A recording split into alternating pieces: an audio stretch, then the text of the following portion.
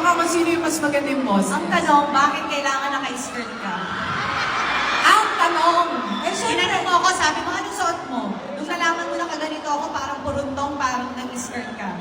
Gusto mo makita nila kung saan dumaan yung mga anak mo, ah. dito. Yan, pinakita na sa Tugigaraw. Yes. Oh, yan na. Ano yan? Tissue para sa... Ay, salamat naman. Napintasak ka, Dide, no?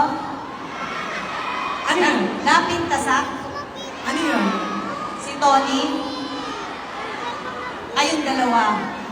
Ayoko, isa lang dapat. Napintas ka! Ano? Pinintasan ka daw.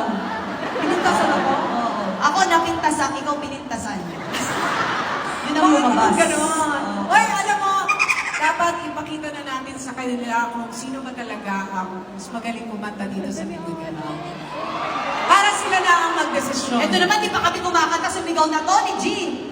Bigyan mo naman ako ng chance. Bibigyan ka nila ng chance. Alam niyo, sino ang mga bunso dito? Mga pangalawang anak? Sa totoo lang.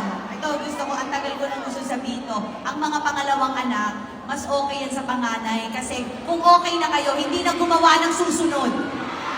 Diba? Nung nakita tayo, ito na ang perfect.